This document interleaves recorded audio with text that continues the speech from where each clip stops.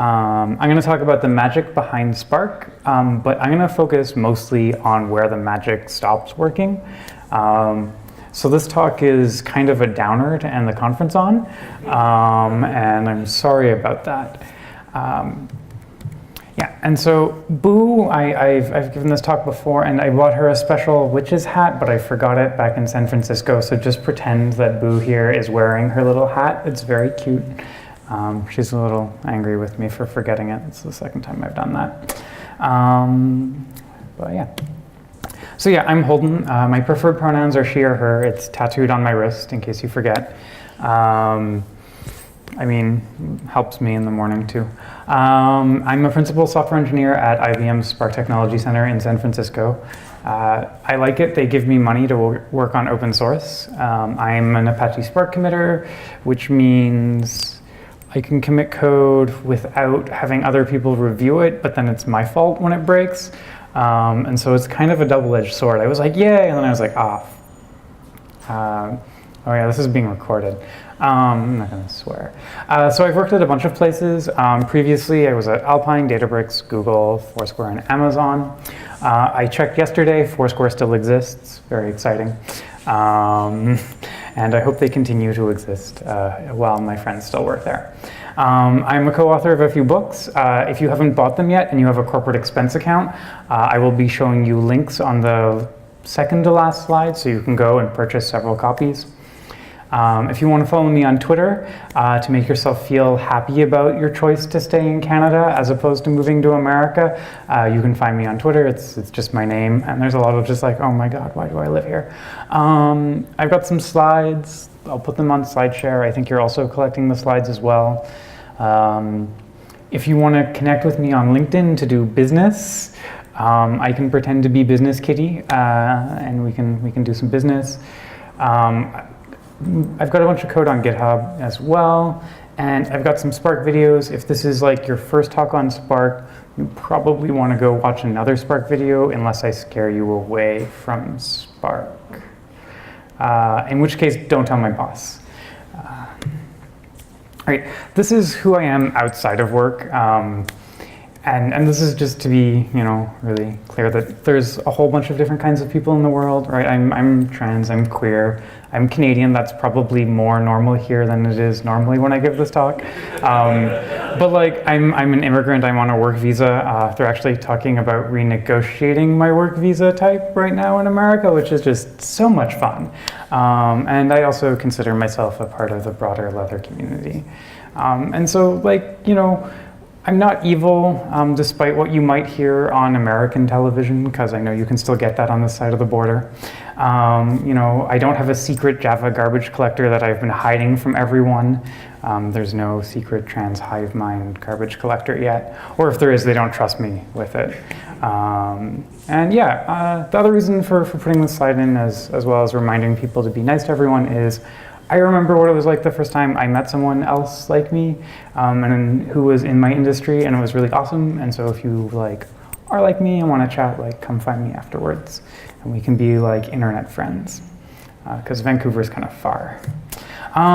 So this is my employer. Back to things about computers. I have a graph that goes up and to the right. This is the graph of why I still get paid. I really need to update it to this year, but I'm afraid it might not go up and to the right, in which case that's going to be awkward.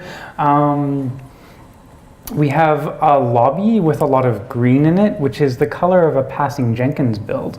And so it means we write really high quality software, or something. Yeah, this is the slide my boss makes me put in all of my talks.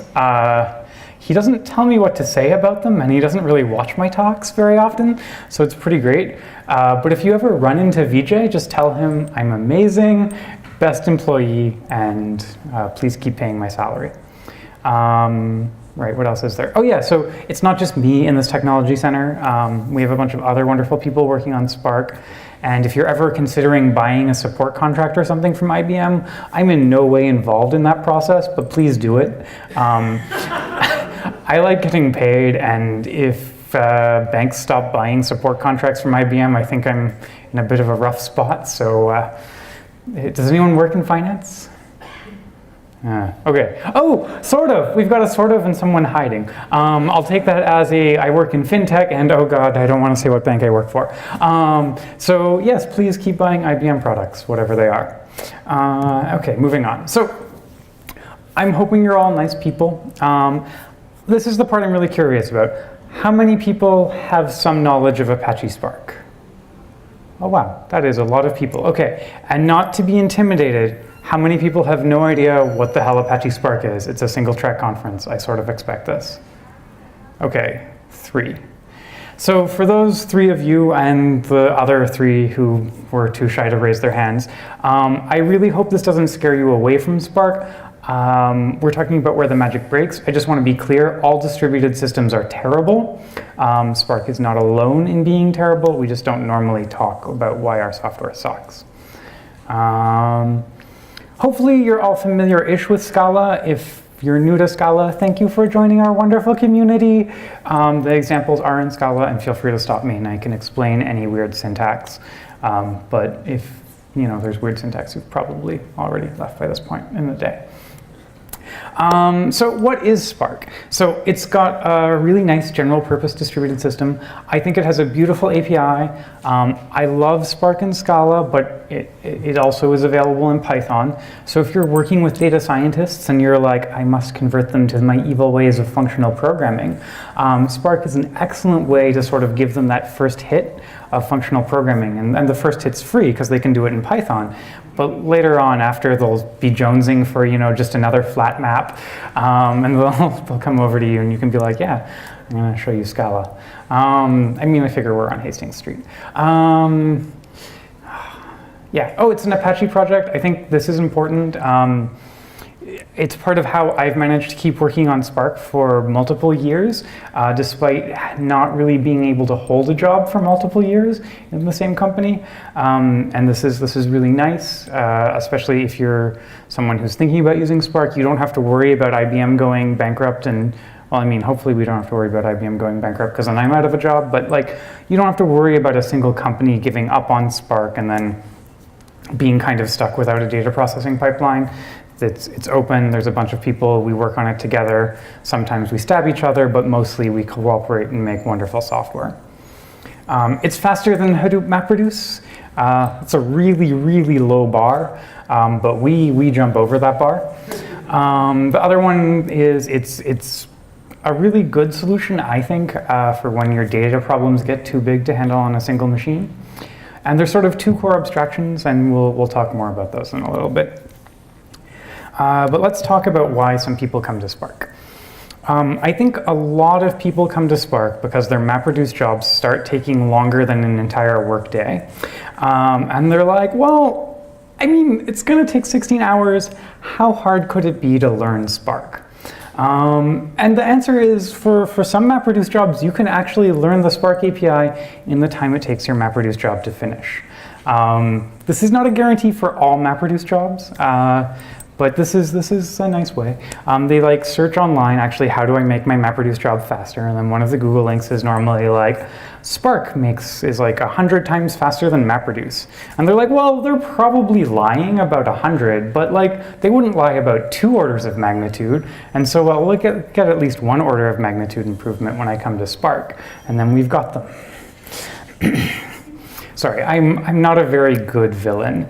I do my best to meet expectations, but I am on the villain performance improvement plan. I'm sorry. Okay, so the other reason why people come to Spark is, this is often what I find with Python users, is their data is now just too big to process in Python on a single machine, and they're like, oh my god, what do I do? And I'm like, hey, don't worry, we've got this Spark solution. And then we convert them to the Church of Functional Programming. I receive my complimentary toaster for another conversion, and we move along. This happens with Scala users too, but they tend to already have been poking at MapReduce and other things like that. So it's more about steering them away from other distributed systems and bringing them into the one where I indirectly somehow vaguely make money when they buy my book. Almost enough for a quarter of a cup of coffee in San Francisco. Right, and the other reason is magic. And essentially what the magic of Spark is, we offer this sort of devil's bargain. In exchange for sticking to a purely functional API and not doing terrible mutable programming things, we offer to distribute your code and your data and everything will just work. And it looks almost like that's true. So you give us your soul, and then you come to this talk about a year later when you find out that there were some catches and asterisks that you should have looked at. So what makes this magic of Spark work, right? So we can think about the main sort of driving part of Spark as a directed acyclic graph. And it is called this because Spark started out as a research project and those people needed to get PhDs. And calling things graphs of computation as opposed to like lazy evaluation is it looks a lot nicer in your thesis title. We can think of like the directed acyclic graph or the Spark's lazy evaluation as the man hiding behind the curtain. And this sort of powers all of the other parts of magic inside of Spark. We have this optimizer that's able to do a lot of really cool optimizations on this graph. We actually get our resiliency from this graph. In other traditional sort of distributed systems, a very common approach to resiliency is writing data out to multiple nodes. So if you lose a node, it's okay. We'll just use the second copy of the data, and that works very well. The only downside is it turns out the only thing slower than a magnetic disk is 2 magnetic disks and a network. And so by being able to avoid that problem, we get some really nice things because we use this DAG to do recompute on failure, which is generally faster except when it isn't. And I think the final piece of magic that I'm going to talk about is Spark is the best way to trick people into learning functional programming. You can go and be like, big data is cool. If you learn Spark, you become a big data expert. And then they end up learning Scala and functional programming. And then we have more people at our conferences, and I sell more books, and I can buy another cup of coffee. Okay. So for the people who are completely new to Spark, welcome. I hope I trick you into using it. There are some sort of terms that you're going to need to know to understand really anything in this talk besides the cat pictures. RDD is Spark's sort of core abstraction for distributed data. It's called a resilient distributed data set. Notably, we have this other thing called a data set, which is not what an RDD is talking about. So I prefer to just think of it as an RDD is this magical thing which will distribute Java serialized objects for us, and it'll distribute our computation, and it's magic. Data sets. Oh, well, let's talk about data frames in the middle. Data frames are Spark going like, oh, you know what? The Java serializer is kind of slow. And also, sometimes people don't want to write Lambda expressions. They just want to join 2 tables together. What about if we tried to power that? And what about if we tried to use some SQL concepts as well in big data? And so data frames are really awesome. They can't support arbitrary types as well as RDDs. We sort of have this restricted subset of types that we can work in. And notably, data frames are not strongly typed, which was, in my opinion, a mistake. And shortly after Spark data frames were released, we came back and we were like, ooh, types were actually very useful. Let's put those things back in. And that's where Spark data sets come from. They're essentially, we can think of them as strongly typed data frames or tables or whatever it is you're used to thinking of. So we're going to focus on the magic of this directed acyclic graph as our starting point. So Spark, we have our magically distributed collections, and almost all of our work is done by expressing a transformation on the collection. And this is really good because it encourages good functional programming. It means we're not mutating previous values, right? We're creating a new collection based on the previous collection, and this is very good. That being said, if we actually did that for every single transformation, we'd be doing a lot of passes over our data on the machines, and we'd also be creating a lot of sort of garbage, right? We'd have all of these things which we're getting garbage collected quite frequently on all of our worker nodes, and that would be unfortunate. So what happens instead is Spark's RDDs are lazy.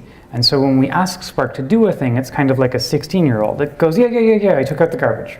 And then it's only when we like go ahead and ask Spark to write the files out to disk, or if we continue the 16-year-old analogy, go and check to see if the garbage actually got taken out, that Spark goes ahead and does the work. And this is really useful because it means it's able to combine a lot of steps, and it's also able to avoid doing things that we didn't actually need it to do. And this makes things very fast relative to eagerly evaluating everything. And this is really cool, right? It means that the optimizer can take a look at two things that are happening right after each other and put them together. Or maybe like 5 things, and it can chain them together. And there's some sort of stage boundaries and stuff that is not overly important, but let's look at a graph. So here we have this nice looking graph that no one can read because I forgot how tiny resolution is, but you can essentially trust me that there's boxes and arrows, and these boxes and arrows represent computation better than a UML diagram has ever made sense to me. And so this is the graph of our computation happening in Spark, and it's relatively simple. I picked something sort of random. I don't remember what it is, but it's very linear in this case. But your actual computation graph doesn't need to just be like one stage after the other. We can actually have very complex relationships. We can have one stage depending on multiple different input sources in the event of joins or other complex operations. And so this is awesome. Okay, everyone's favorite example, word count. Yay! Okay, thank you for proving you're still awake. And thank you, random person, for starting the clapping. I really appreciate that. Thank you. We'll give a hands for you at the end as well. So as a licensed big data instructor, they've informed me that I have to put word count in every single one of the talks that I do, which is why you may have noticed it happens in every single talk about big data. So this is the canonical word count example in Spark, except I don't think they normally name their inputs boop and snoop. But so we load some data in, we split it up by the very advanced space tokenization, which works pretty well provided we pretend that a whole set of languages don't exist, but I live in America, I'm used to doing that. And then we go ahead and we make the word and the number 1 pair, and then we go ahead and we ask Spark, please, for all of the things which have the same key, or in this case have the same word, sum up their values. So we've got these key value pairs, we sum them up and we write it out. And this is easy, it works. But the important thing here to remember is that Spark doesn't do any work until we get to this action stage. And this is really useful because Spark is able to do a lot of pipelining and optimizations as a result. If you're used to working in MapReduce, and not to stab MapReduce in the back too much, it did help me through some awkward times of having to process log data. But if we were used to thinking of this in MapReduce, I'd spend a lot of time thinking about how to combine all of my mapper stages so that I was doing less passes over my data. And so this is really useful. This does actually have some really terrible impacts down the road later on. For example, if you ever need to debug your software, which I know happens very infrequently because we all write perfect code, the thing is we get lazy evaluation, and so in Spark, if our input files did not actually exist, we would not see the error message until we got to the save. Or if we did anything wrong inside of our transformations. It would be very bad, which is why you should test your Spark code so that you find out about these things. But I'll do that later. So right, awesomeness, I keep talking about pipelining because it's really cool. The main thing about this is that we can do interesting optimizations by delaying the work. There's some other things about recomputing, but we've already talked about that. But let's talk about how it sucks. Yeah. Let's talk about how it sucks. So the biggest challenge in Spark is that at the end of the day, we're not like the Scala compiler, right? I can't look at your program and see everything that's happening. I can only see all of the things you've done up until my action state. I have no idea what you want to do next. And at its simplest form, that means that we have to help Spark out by telling it when we want to reuse data.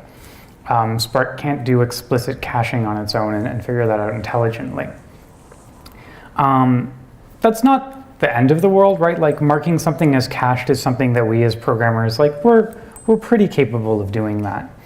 But one of the really big challenges is that at the end of the day, it's a library, it's not a compiler. It doesn't know what's happening inside of the transformations. And so let's look at that to make it a little clearer.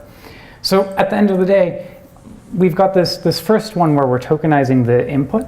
And really all Spark knows is that we're going to give it some inputs, and then it's going to get 0 or more outputs for each input. And it has no idea what computation is happening inside of that. So if there was a cool optimization we could do because we were tokenizing by spaces, Spark's just not going to be able to do that optimization, even if the optimizer was perfect, which it certainly isn't, right? There's going to be things that limit us. So that's a problem. The debugging stuff definitely also really hurts us a lot. And yeah, these are some of the problems with not being a compiler. At the end of the day, I still think this is much better than the alternative of having to do a lot of work myself. Yeah, so the short version of this is we aren't Marty McFly. I can't do an action, come to my next action, and go back and change what I did beforehand. I don't have the magic DeLorean. It doesn't go 55 miles an hour. No one's laughing about Marty McFly, and this is making me really sad. Okay, thank you for your pity laughs. I appreciate them. Okay, so the other important part of a distributed system is that our data and our work is distributed. And this obviously happens magically in Spark. Ooh, magic. Jazz hands? No, damn it. Okay, so at some point, our RDD or data frame is forced to exist when we go ahead and we write the data out to disk. Or, we count the numbers or something. This is pretty awesome. Like it works, right? Our stuff is distributed. If we're reading data in from something like HDFS, Spark's initial distribution of our data is not really magical. It's just whatever the HDFS partitioning looked like. And that can be pretty okay, but there's a good chance that it's not ideal. And in those cases, you have to help Spark out. You have to tell Spark, like, hey, this partitioning, like, please redo it. Please do something more intelligent. That's not the end of the world, though. Like, we can just remember to put a repartition after we load our data in. The part which is really rough is when we're doing shuffles. And this is really rough because, like, almost everything useful we want to do involves a shuffle. Unless I'm just writing pure map tasks, I need to do a shuffle. And in Spark, partitioners have to be deterministic. And so what that means is when I'm shuffling my data, all of the things that have the same key go to the same partition number. And the problem is I can't split a partition across two machines. Now, this isn't the end of the world, right? Like there are solutions to work around this. And you might think, Holden, sometimes I read in data where there's a lot of things with the same key, and it's clearly working, like I can call a count right afterwards. And that's because not all RDDs actually have a partitioner. We only have to get a partitioner if we're doing a shuffle step. Otherwise, the partitioning is just, sort of whatever we read the input in as, and it doesn't have to be a deterministic partitioner. So yeah, I like to think of this as I have 300 gnomes, and one of those gnomes is going to end up being responsible for all of the data in San Francisco, because I keyed my data by cities. And that gnome is going to be very, very sad and probably going to drink a lot. And if I'm lucky, that gnome will just take longer than all of my other gnomes to get an answer for me. But if I'm unlucky, that gnome will drink so much vodka that gnome dies. And that is sad, because then I have a dead gnome, and my backyard starts filling up with little gnome graves. And while that sounds cute, it's really depressing. Or I mean, maybe it sounds depressing, I don't know, whatever. Yeah. So essentially the problem with this is key skew. Key skew and deterministic partitioners combine together to make the deterministic partitioners not ideal. And this is because almost all data involving humans has key skew, right? Like we live in cities, we cluster around ages, we cluster around lots of different things. Even if I don't have key skew, I might not have a sufficient variety of keys, right? If my key space isn't large enough, just by the pigeonhole principle, I'm going to end up with some overloaded keys, and that's going to be really sad. Now, group by key will explode in Spark. Group by key is especially sad. We'll talk about it later. Whatever. So the problem with key skew is that we end up with unbalanced partitioners, and if we're lucky, it just means our jobs run slower than they would otherwise, and if we're unlucky, it means that our cluster fails, and then we're very sad. And then we have to drink, hopefully not as much as the gnomes, although you're in Canada, so if you go to the hospital, it probably won't cost you as much. Still, don't get alcohol poisoning. It's not a good ROI. Right, so we can make this fail with really simple data. Now, when I'm in Europe, I have to explain that these things are zip codes, which is America's interpretation of postal codes. But here, you know enough Americans, you've seen zip codes before. And maybe you've even seen the 94110 zip code, which is the San Francisco Mission District where I live. And this is my favorite example. It is for when I get out of tech, because we should all have a plan for after people realize that this is all bullshit. Other world events conspire, and maybe people don't want to hire Scala developers who swear a lot anymore. Right, so my plan is to open an artisanal mustache wax shop. Because after yesterday, with all of those lumberjacks, I was like, I can sell people a lot of mustache wax. No offense, you could have used a little. Anyway, sorry. Sorry, your mustaches were amazing. Definitely no need for mustache wax. But for those who are interested, we might want to sell some mustache wax. But I want to choose the placement of my store intelligently. And so I can buy some data about where people with mustaches live. And in this case, we see that there's a lot of people in one zip code together, probably the San Francisco Mission District, which is sort of what I expected. There's a lot of people with handlebar mustaches I see on my way to work. And so then I've got this data, and I ask Spark, I just want to sort it. Let's see how that goes.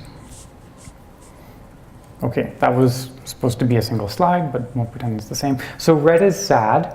And so in this case, we actually probably can fit 10 records on a single machine, unless you've got a cluster of Raspberry Pis. But in real data, right, we would have a lot larger input, and we can see how that we could send all of our data to a single machine, and this would be very sad. No one would get drunk and die. The solution is we can allow Spark to create splits. Oh, thank God I did fix this slide. So we introduce some junk into our key, and then Spark ends up being able to send what is the same key to different machines because it's no longer actually the same key. And then afterwards, we can do a map stage to remove the junk. And because the map stage doesn't have a shuffle as a part of it, it's not required to have a known partitioner. So we don't have this known partitioner problem where all of our data has to be on a single node. So I'm going to get back to word count because that seemed to be pretty exciting to most people. So we can take key skew and combine it with the fact that Spark can't see inside of our Lambda expressions. And we can put those two things in the same problem and make our life even sadder. Before I started my talk, how many people would have thought group by key is safe in Spark? Okay. That's a good percentage of people. How many people would have thought it was like possibly the devil? I think I see some of the same hands. I'm confused. You have a really weird relationship with the devil, but you do you. You do you. Right. So we can use group by key to make a bad word count. And so if we hadn't had the previous slides, some of the people would have probably thought this looks pretty safe. And for myself, when I started working in Spark, this would not have looked bad, right? I read in my input data, I tokenize it, I make that word number pair, I group it together, and then I compute the sum. And then I write the results out. That sounds like a pretty reasonable thing to compute the count of the number of words. Oh, no one can read these numbers. Excellent, no one can read these numbers. You have to believe what I say. So if we look at group by key, oh, I can't read these numbers. Okay, trust me, these numbers are bigger. So if I look at group by key, I have a input and my output is pretty big. It's a little bigger than my input. That's not great. Right, yeah, okay. So if I had reduced by key, which is what we had in the previous example, I have an input and I have an output that is smaller than my input. Yay! Yay? Yay! Okay, okay. So the TLDR is, instead of using group by key, we need to use something like reduce by key or aggregate by key. And that is because Spark can't see inside of the lambda expression to understand that we're computing the sum. All it knows is we asked it to make a list of all of the values, and then we want it to do something with those values. And so this makes Spark kind of sad, and it falls over. So if we use reduce by key or aggregate by key, Spark can understand that we actually have this logic for combining the records, and it'll be nice. And we also get some nice other properties as well, like we get a map side reduction, so we have less network transfer as well. Yeah, to be clear, you can make effectively group by key with aggregate by key, and if you do that, your job will still fail. Your aggregate by key has to have some logic for combining results that decreases the size and isn't just like making a list of everything.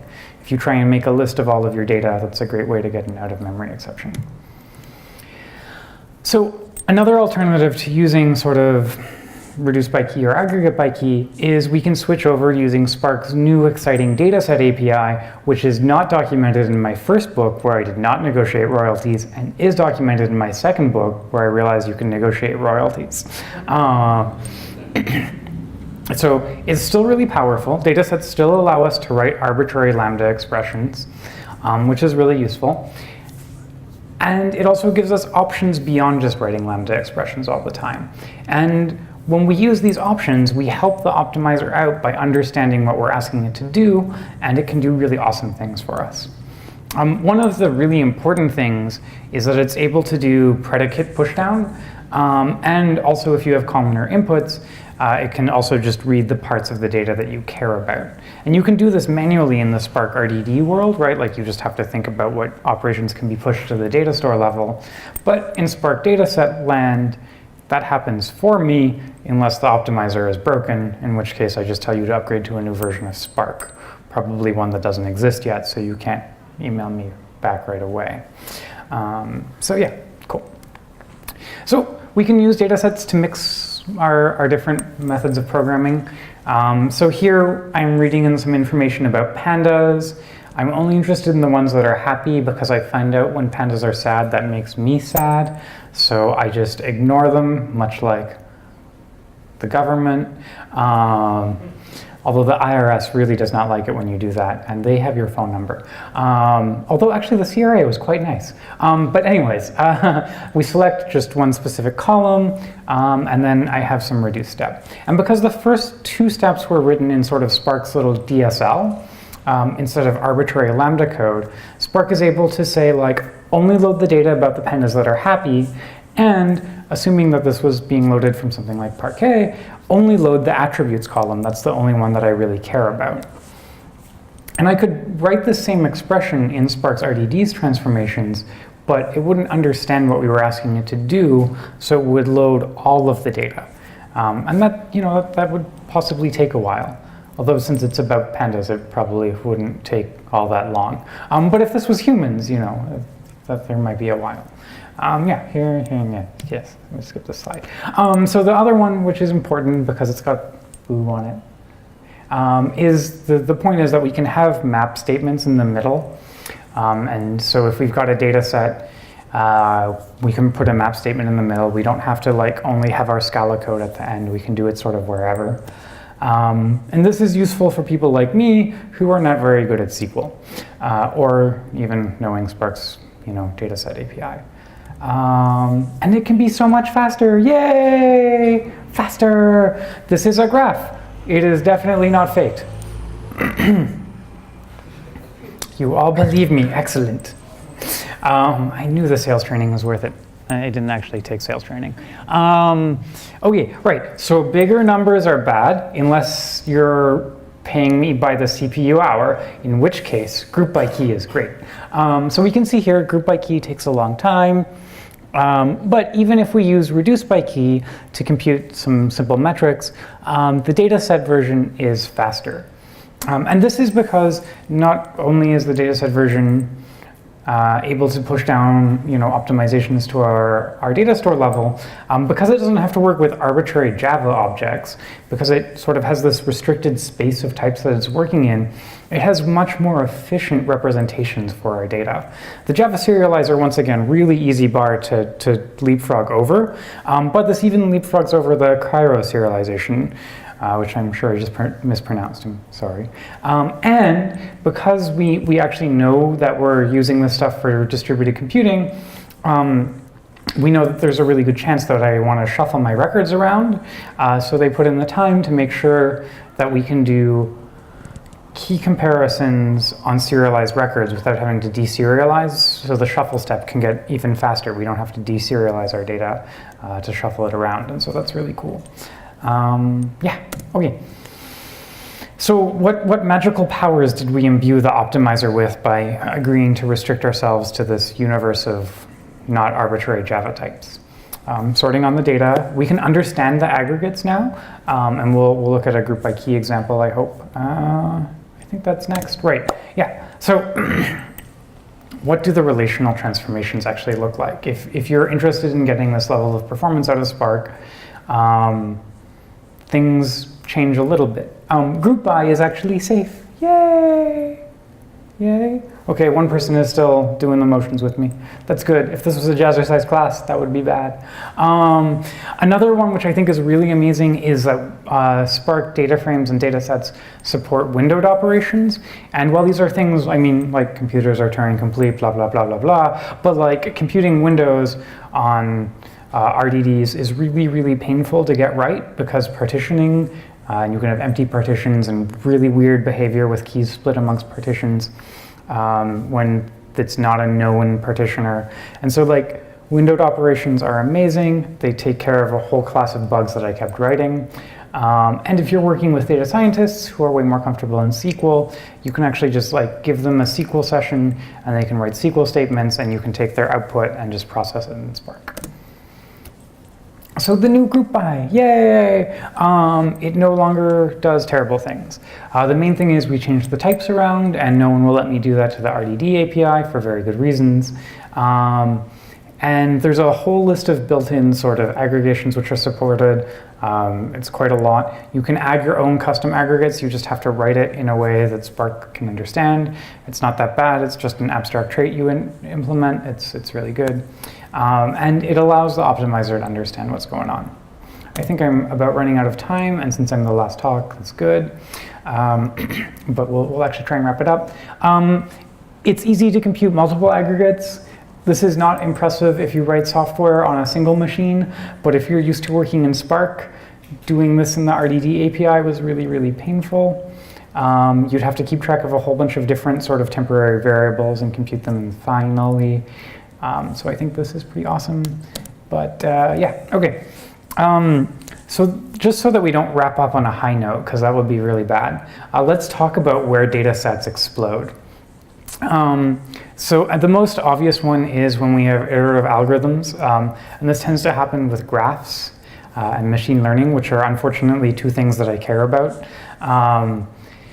The query plans essentially get too large for the optimizer because it's not able to be intelligent and realize that we have essentially a slightly modified query happening 6 times in a row or 100 times in a row. Not all of the pushdowns work 100% of the time. The TLDR is occasionally the optimizer just does weird stuff because grad students were involved. No offense to grad students. They do a lot of work for almost nothing. And the exciting thing is, if you've ever been like trying to tune a Spark job and you finally got it working, datasets add a whole new set of configuration variables for you to tune. Yay, job security! Yay, yay! Okay, cool. Spark videos, meh. Oh wait, this slide was supposed to be somewhere else. But hopefully, you've already been convinced of testing your stuff. Please test your Spark code. You do not want to go on the SS fail boat. I do not want to die because of software I wrote. I end up in an engineering textbook that way, and that is not what I want my legacy to be. I want it to be like some glitter-related incident. So please test your code. Here's a bunch of libraries to test your code. Please use one of them or write your own, but probably don't because that's a lot of work. The most important, the most important slide is this one. This is the slide which gives you bit.ly links where you can go and buy my latest book. And I notice many people don't seem to have their laptops out, but don't worry, you can still buy it on your mobile phones too. If you have a corporate expense account, it is a great gift for everyone. I don't know what holiday is coming up next, but people love Spark books. I've also found that cats love Spark books and cannot return things on Amazon. So please buy several copies. Oh, okay. Actually, yeah, there's another slide, but okay, I swear this is not intentional, but it actually crashed on this slide. Definitely not intentional. This happened to me once before, so I think maybe I need to delete and recreate this slide or just have this one be it. So are there questions? Maybe someone wants to buy several copies of my book. What's going on? No questions? Oh, questions. I have a comment. I'm going to buy your book. Yay! Because my son, my 1-year-old, is named Holden. And I wanted to grow up knowing that he could write a book. The best way to convince your son that he can write a book is to buy 2 copies of this book. But thank you. Okay. So, I was going to ask, so I was thinking about doing office hours tomorrow. If anyone's interested in that, you can tweet at me or DM me, and I'll answer your Spark questions. But if no one does that, I'll just go shopping. So sort of either way, it'll be fun. IBM either pays for my coffee or I buy a bunch of clothes. So I think that's really all I have to say. Thank you all for putting up with all of my crazy jokes. Thank you.